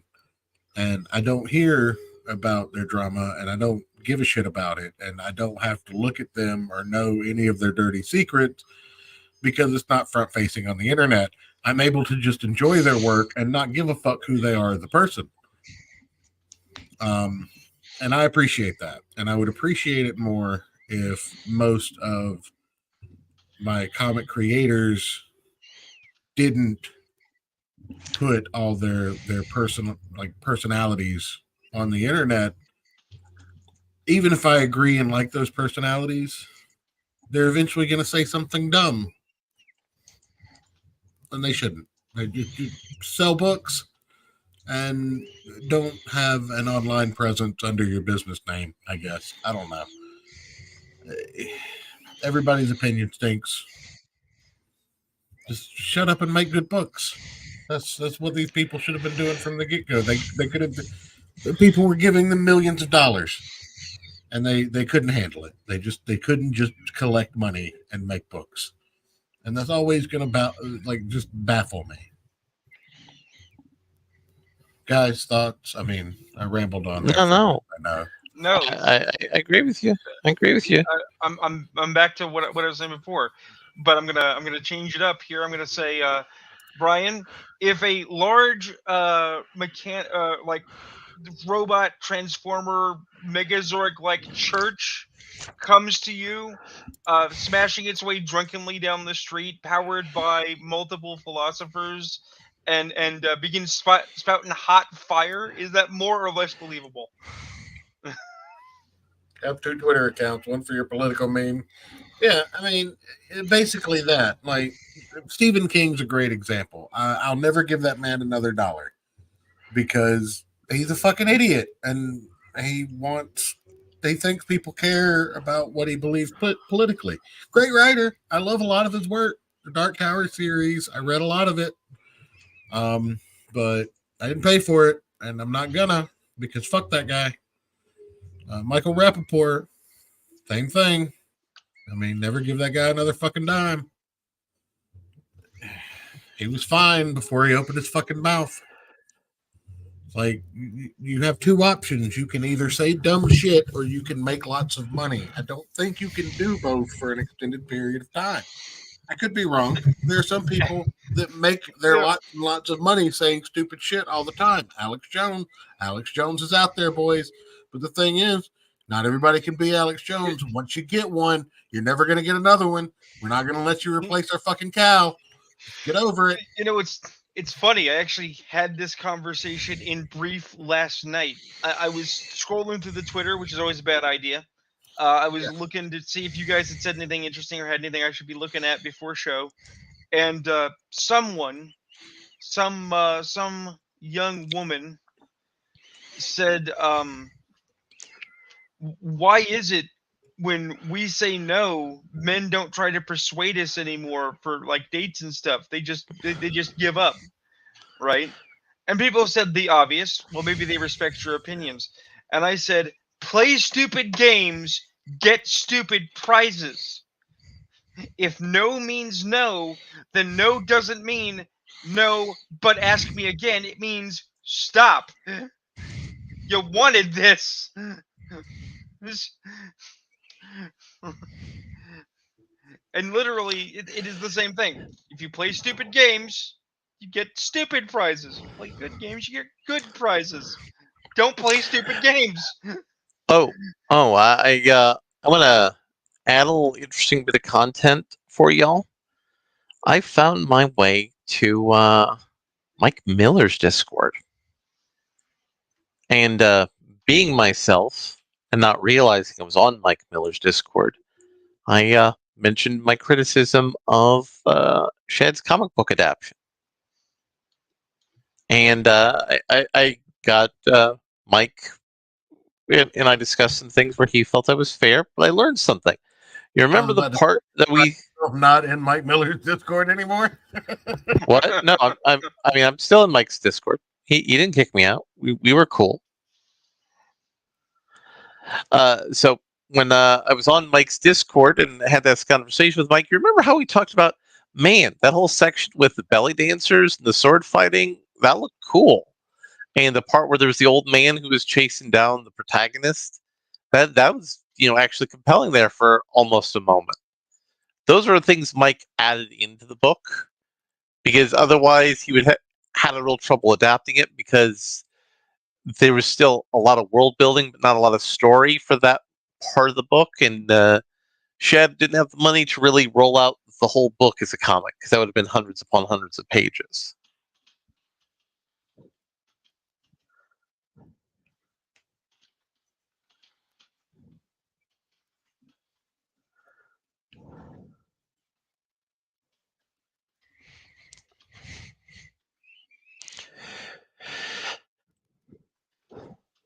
And of course, while we're doing this, Joe and I are doing a text game, and Joe's making it complicated for me to keep my concentration in one area.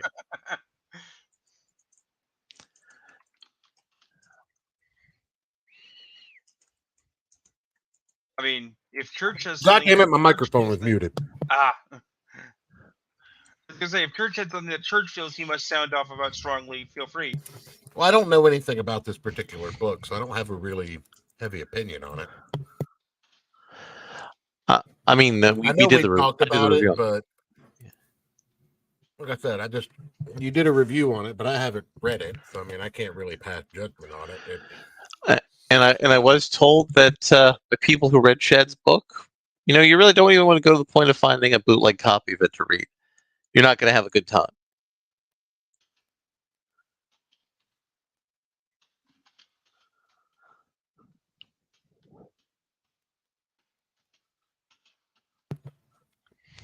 He that's the one he did mostly with AI, right? No, actually, he did some of it with AI, but it was mostly Mike. And Mike, explained the artistic decisions he made. I will give him a couple points, because okay, I understand that you were adapting it. And you kind of had to make do with what you had, and you didn't have a lot to work with.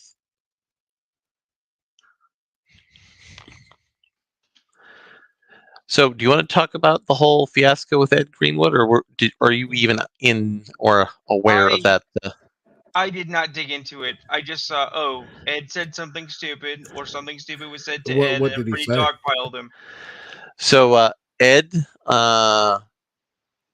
retweeted a Comicsgate campaign that he wrote a forward to, and then he apologized. Let me find Ed Greenwood, assuming Ed hasn't blocked me on Twitter. It also helps if I don't call him Ed Greenword. So calling him. All right, I'm gonna read his missive. I want to make it very clear that I am sorry for what occurred earlier. I want everyone to feel safe and included, and I did not mean to cause any harm with my haste and negligence when promoting the tweet. Representation is so important, and I want to be an ally to that ideal.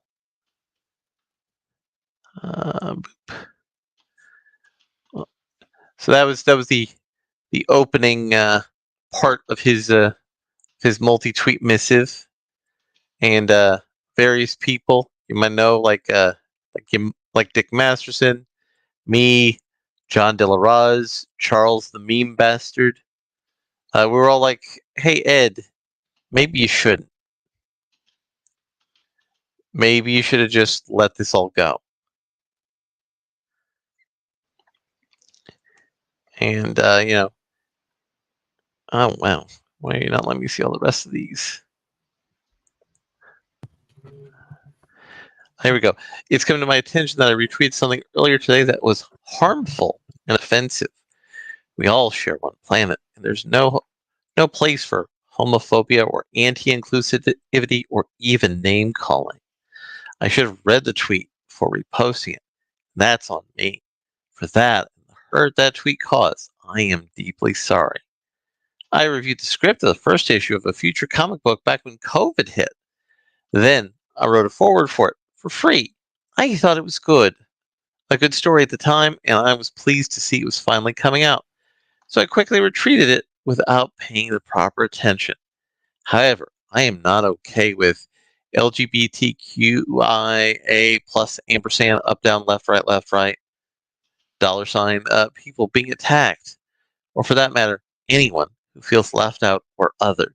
So I feel so strongly about it, I'm going to other people who I don't agree with. Storytelling often explores violence and important moral choices, but safe spaces are important.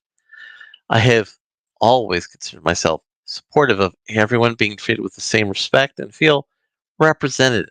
I am pro-inclusivity. I don't want to be associated with anyone who can't get along with people who are different. So I'm sorry everyone is welcome at my gaming table. And Ed, Forgotten Realms sucks.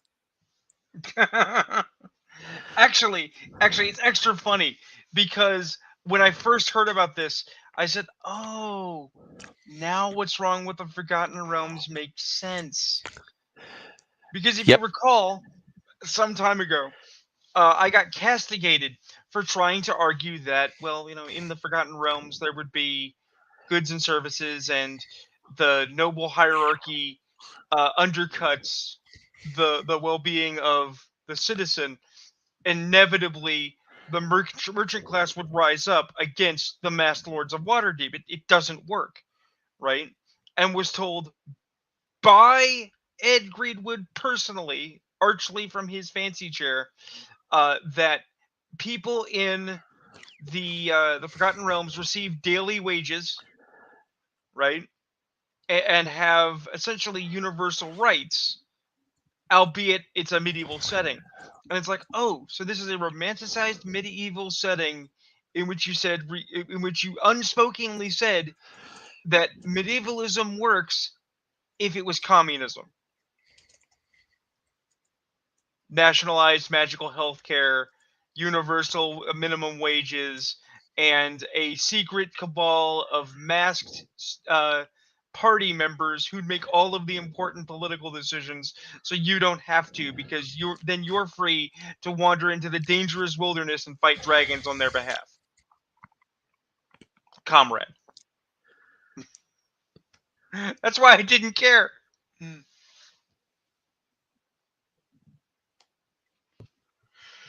Yeah, that sounded pretty gay. That's Kurt Eichenwald 2.0 type shit.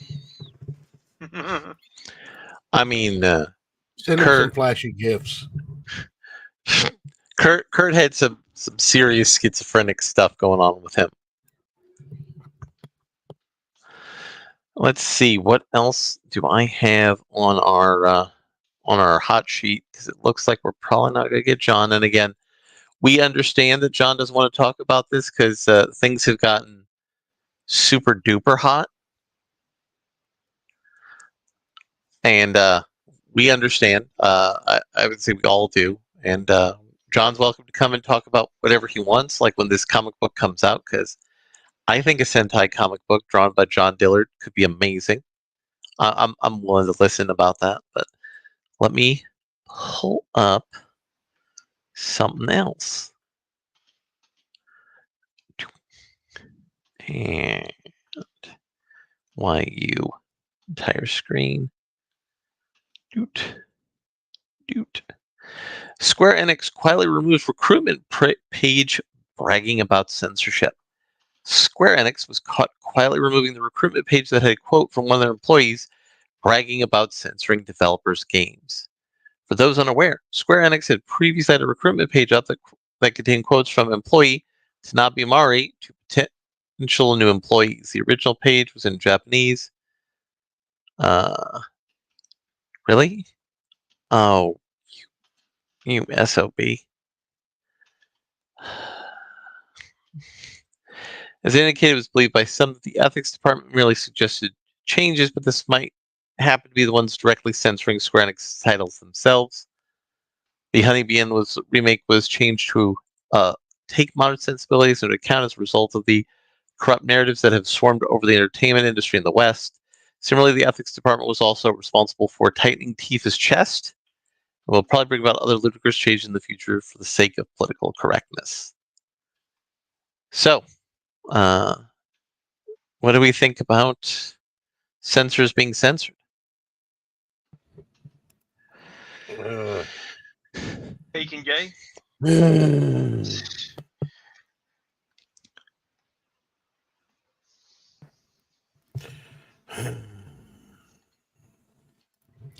I think that pretty much sums up my thoughts.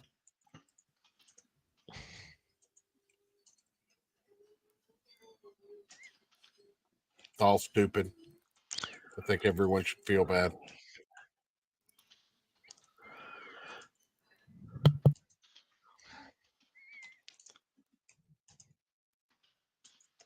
You guys still there?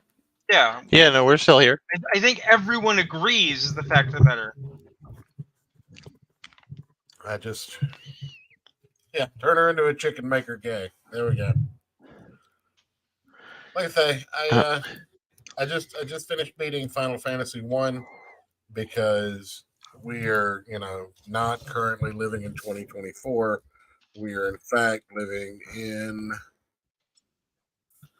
1987, and Squaresoft has, very little money left, and this is their final fantasy at making it as a video game developer. I think they did a pretty good job, and we can look forward to several great titles and definitely no stupid fucking decisions from this company in the future.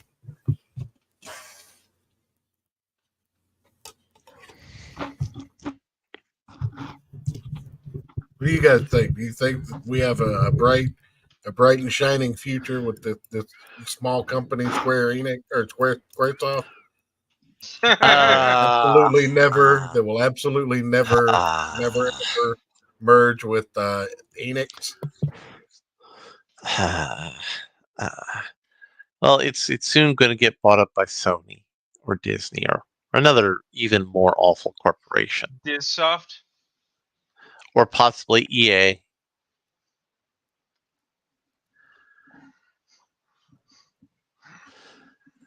Did I tell you in the books that I'm listening to, there's an alligator man with an infinite ammo shotgun? You Yeah, did. I'm actually in a place where I'd actually like to go back to dinosaur fucking. That sounds at least more interesting. While I Right? hit myself at the base with a hammer.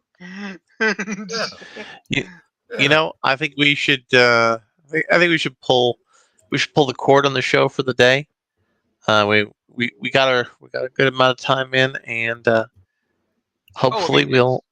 It's actually the end of the day. We did it. We did it, boys. The process works. Enix has a round hole, so Squaresoft is a bad fit.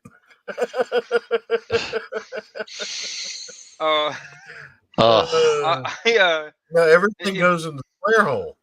I mean, if that is true, Brian, then I must refer to a euphemism from BattleTech that this means that Capellans are either very smart or extremely strong.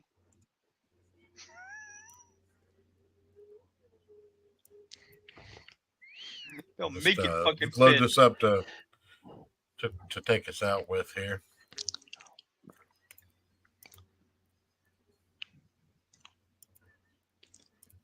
Yes. You're square. Yes. But that goes The in. square. That's right. It goes in the square hole. Yes. And how about this This rectangle? is one of my favorite memes. That goes in there too. Yeah, Up next, we've got this thin rectangle. the thin Can you guess where rectangle. that goes? The thin rectangle. That's right. It goes in the square hole.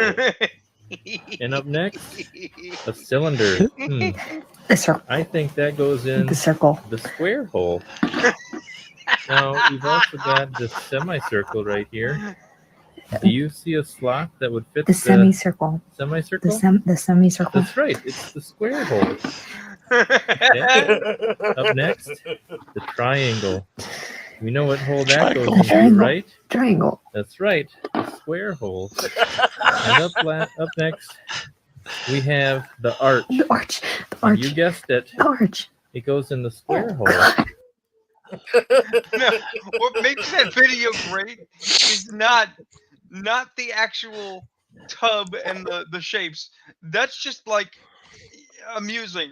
No, it's how upset she's getting. You can see the fucking gears slipping the wheel and the fire going on because she's like, but does she? No, but it's like no, they all go in the square hole. The square hole. That makes perfect The square- sense. So you know what? Good night, everybody, because we're not going to top the square hole. Good night, This show, you know where it goes? It goes In the square hole?